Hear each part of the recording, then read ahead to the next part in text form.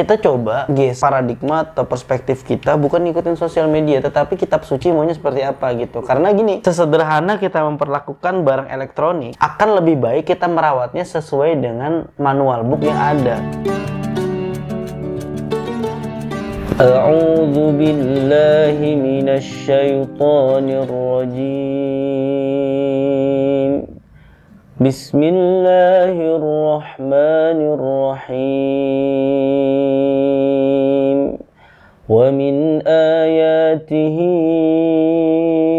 an khalaqa lakum min anfusikum azwaja أن خلق لكم من أنفسكم أزواجا لتسكنوا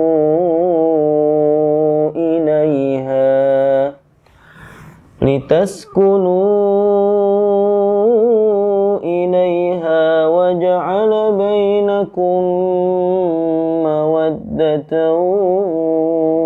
ورحمة إن في ذلك لآيات لقوم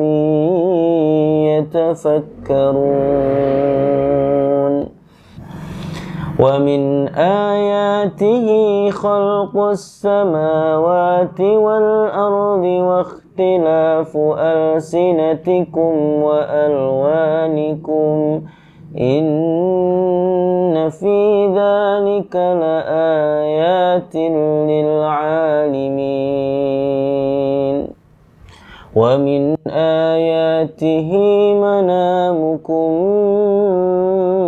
بالليل والنهار وابتغاؤكم من فضله إن في ذلك لآيات لقوم يسمعون صدق الله العظيم.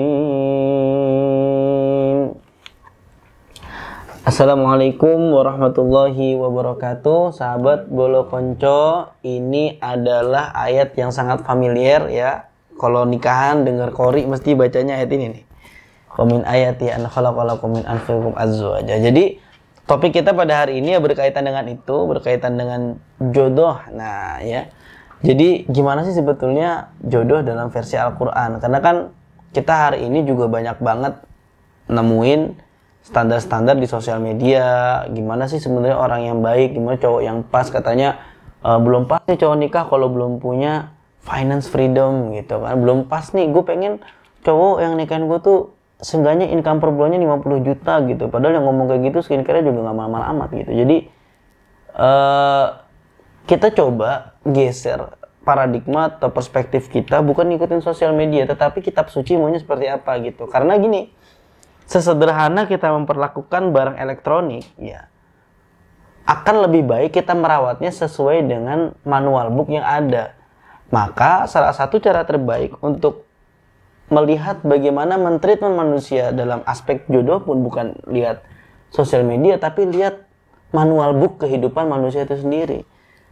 Allah sebagai pencipta manusia tentu sangat tahu bagaimana karakter dan kebutuhan manusia itu sendiri. Maka ceklah manual book itu, ya ini Al-Quran. Bagaimana Al-Quran berbicara tentang jodoh? Mari kita kupas satu. Setidaknya ada 3 aspek yang akan kita bahas pada hari ini.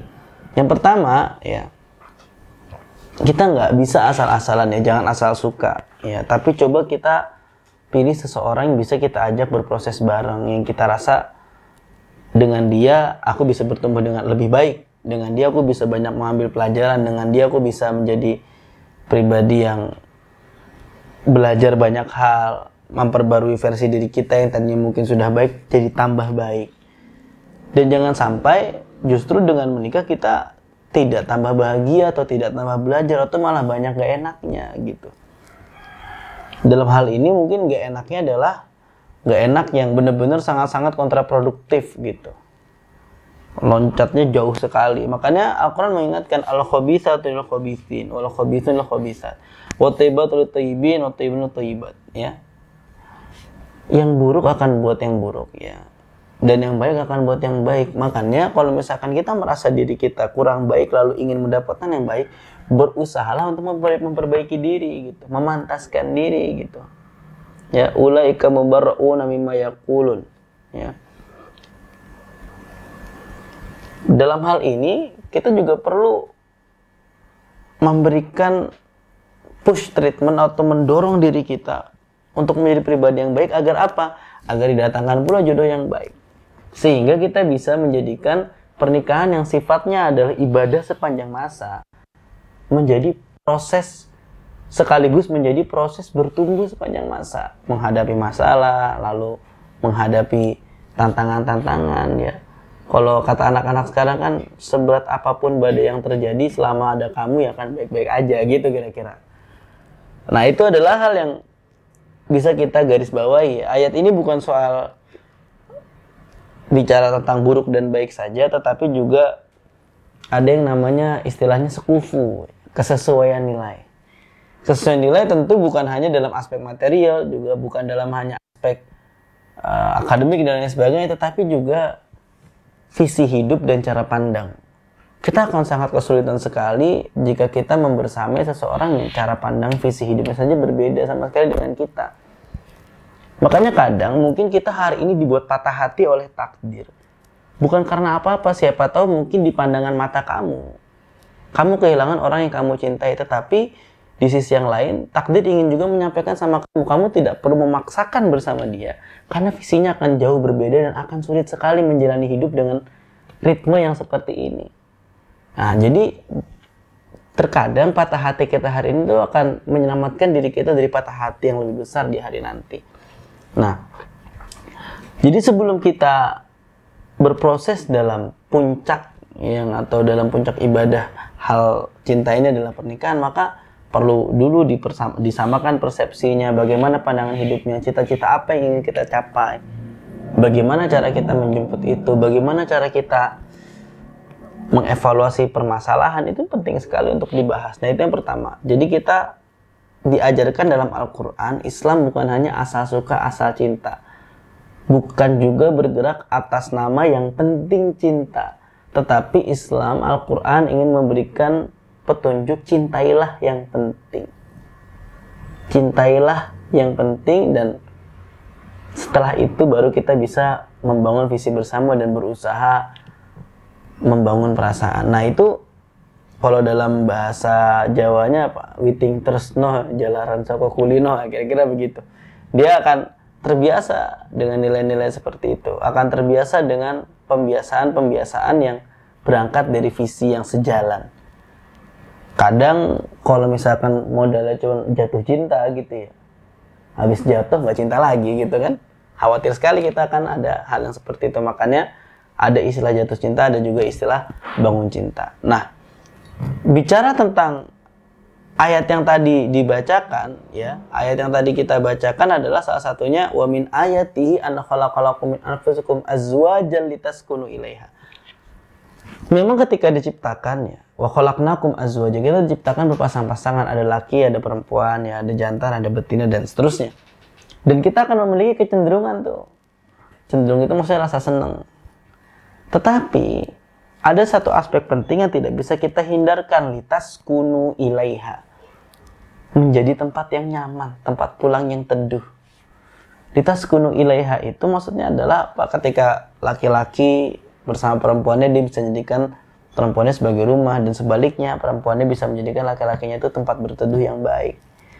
Dalam hal ini tentu yang paling sederhana tempat berteduh itu adalah proses di mana kita berusaha menekan sebisa mungkin ego kita untuk mengertikan pasangan kita dan menjadikan hubungan ini menjadi hubungan yang teduh, hubungan yang adem. Kalau misalkan belum apa-apa masa langsung der-der-dor gitu ya nggak aman, nggak nyaman gitu. Datang dulu ya, obrolan receh-receh dulu, ya tekan egonya dulu, baru diobrolin yang serius gitu. Itu litaskunu ilaiha, menempati diri kita untuk bisa mengelola ego, bisa menata hati, menata pikiran, untuk tidak mementingkan diri sendiri, untuk tidak pengen di ngertiin sendiri, tapi juga gimana caranya kita bisa take and give, saling berjuang, saling memperjuangkan juga. Nah, itu litaskunu ilaiha. Ketika kita sudah bisa mengolah ego tadi, sudah bisa menjadi rumah, sudah bisa berupaya untuk memberikan ketentraman, maka akan muncul wa ja'ala bainakum mawaddatan wa rahmatan. Baru ada namanya mawaddah warahmah. Makanya setelah itu kita sulit sekali mencapai level mawaddah warahmah kalau misalkan masih belum bisa litaskunu ilaiha, belum bisa menekan ego, belum bisa berusaha menjadi pendengar yang baik, berusaha menjadi seseorang yang memiliki sikap yang adem gitu ya. Itu sulit sekali mawaddah warahmah karena di mata pasangan ya ini cerewet banget, ini protes mulu, ini sedikit syukur, itu akan membuat tidak ada ketenangan di dalam situ. Sehingga mawaddah warahmah baru terjemput setelah kita litaskunu ilaiha. Setelah kita memberikan efek sakinah tadi. Nah, terkadang efek sakinah ini juga membutuhkan bekal yang besar. Bekal keilmuan terutama. Mengelola ego, mengerti kondisi itu butuh ilmu dan butuh banyak belajar. Makanya Islam juga menginginkan jika orang sebelum menikah dia harus punya ilmu. Ya, punya ilmu supaya apa? Supaya sebelum kita berkembang biak, kita mesti berkembang baik gitu. Jangan sampai pandai berkembang biak tapi belum bertumbuh baik. Ini akan repot sekali. Penyelesaian masalahnya tidak clear, lalu anak-anak juga dididik dengan tidak baik gitu kan. Karena kekurangan ilmu. Nah, itulah pentingnya kita sebelum memilih pasangan memastikan dulu keilmuannya, memastikan dulu pemahamannya, memastikan dulu caranya mensikapi masalah, ya kira-kira seperti itu. Lalu yang ketiga, yang pertama tadi adalah jangan asal-asalan ya, jangan yang penting cinta, tapi cinta yang penting. Yang kedua adalah bangun hati yang tenang ya, bukan hati yang butuh diisi. Kita bukan cuma sekedar ada-adaan, ada pasangan, jomblo nggak jomblo, bukan sekedar itu, tetapi lebih dari itu kita perlu mengajak hati kita untuk diisi yang penting dulu. Baru kriterianya berjalan. Kalau kriteria sudah masuk, maka silahkan dilanjutkan. Bahkan Nabi memberikan kriteria itu tunkahul mar'ah li arba'ah. Setidaknya kalau laki-laki ke perempuan itu ada 4 ya. Di maliha, hartanya, wali hasabiha, keturunannya, wali jamaliha, cantiknya, dan yang keempat adalah fadfar bidzatiddin. Maka perhatikan paling utamanya adalah agamanya gitu ya. Nah, yang ketiga, lihat tanda bukan cuma fisik, tetapi bagaimana akhlaknya, bagaimana amanah daripada orang tersebut. Jadi POV-nya ini adalah POV dari perempuan ke laki-laki. Kisahnya adalah ketika Nabi Musa bekerja ya, qala idahuma ya abatis ta'jir. Ya. Abatis ta'jir inna khair man ista'jar tal qawil amin. Ya, di sini wahai ayahku, ambillah dia sebagai orang yang bekerja dengan kita. Sesungguhnya orang terbaik yang bisa engkau ambil adalah orang yang kuat dan amanah. Nah, di sini anaknya Nabi Syuaib, ya perempuan-perempuan ini tidak meletakkan kriteria itu ganteng dulu, cocok dulu, atau misalkan followersnya banyak atau enggak, penampilannya bagaimana, atau misalkan looknya gimana. Tidak itu dulu, tetapi yang diperhatikan adalah akhlak dan amanahnya. Ya. Akhlak ya bukan berarti fashion gak penting, bukan. Penampilan gak penting, bukan. Itu penting, ya penting. Itu sangat penting. Tetapi yang lebih penting dari itu adalah ketika dua-duanya dalam looknya sama-sama baik, menjaga penampilan juga sama-sama baik, tapi mungkin gantengnya beda tipis lah gitu. Tetapi ternyata yang gak terlalu ganteng ini memiliki aspek akhlak dan amanah ya, itu bisa dipertimbangkan.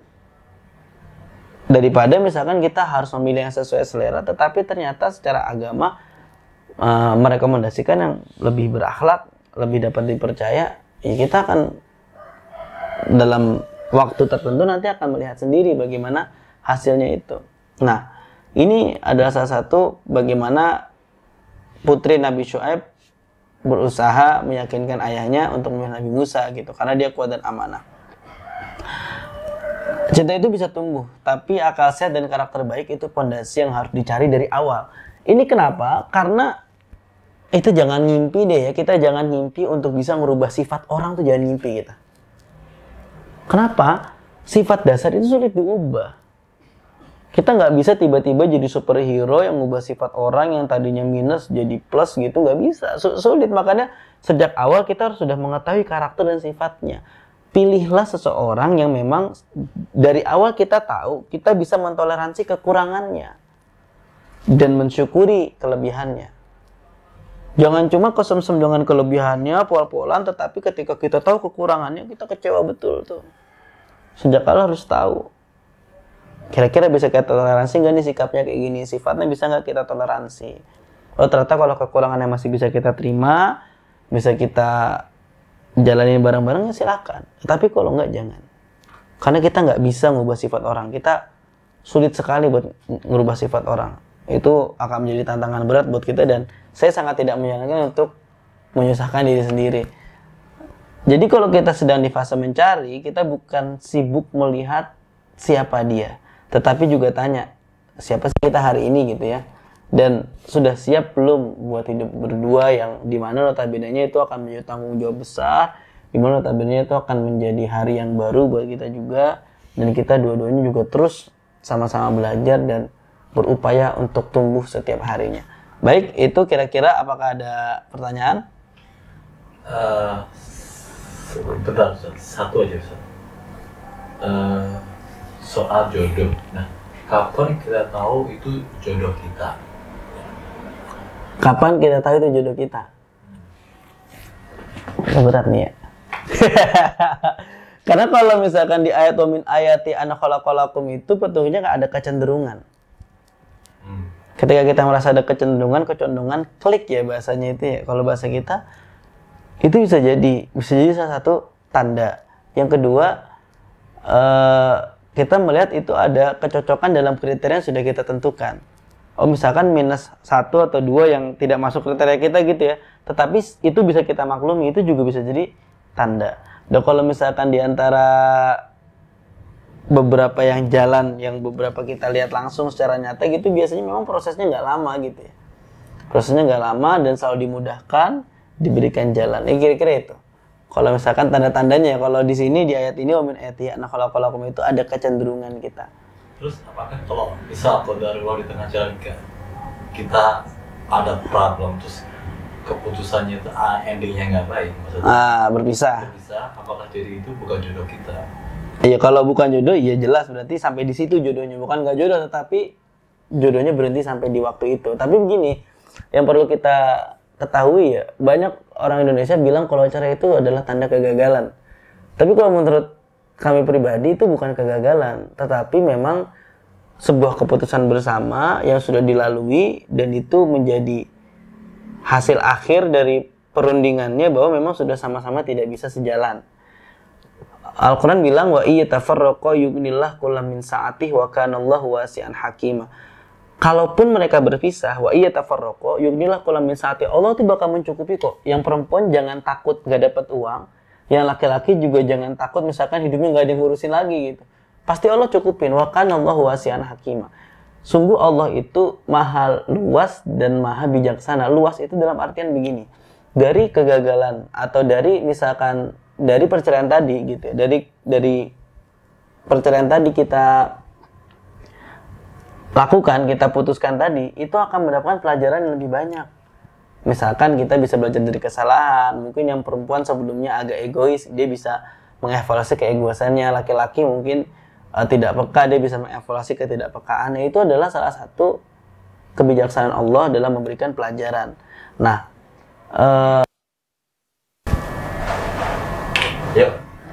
iya, jadi kami ingin sedikit, bagaimana ya?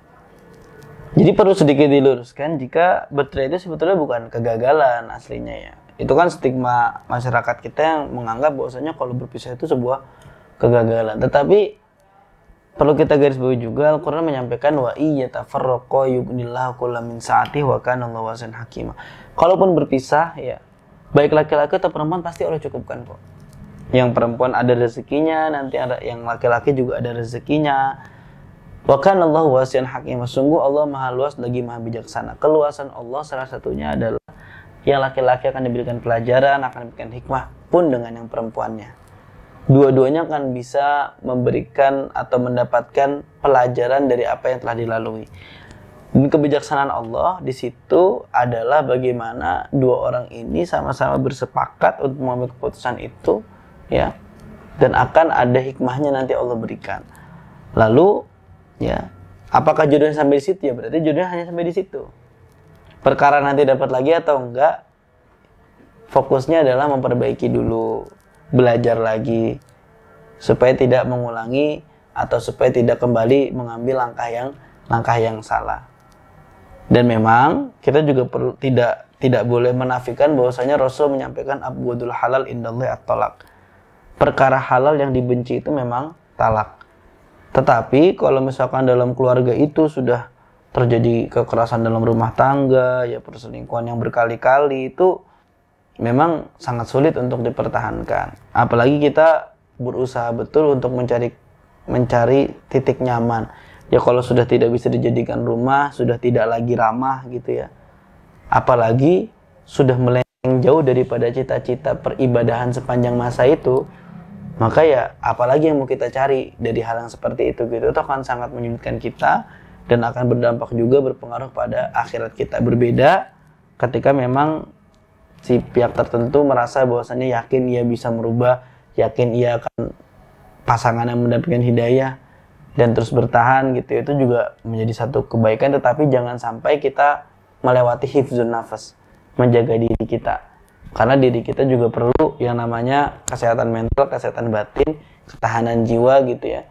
Dan tentunya kita juga perlu hifzuddin, menjaga agama kita. Kalau misalkan agama adalah misinya supaya dua pasangan ini, sepasang ini mendapatkan ridho Allah, dan ternyata jalan yang ditempuh oleh salah satunya menjauhi itu, ya maka cita-cita apa lagi dikejar? Tinggal berdoa semoga diberikan yang jauh lebih baik ya. Kira-kira itu. Wallahu muwaffiq ila aqwamit thoriq. Silahkan jika ada komentar, ditunggu sharingnya. Wassalamualaikum warahmatullahi wabarakatuh.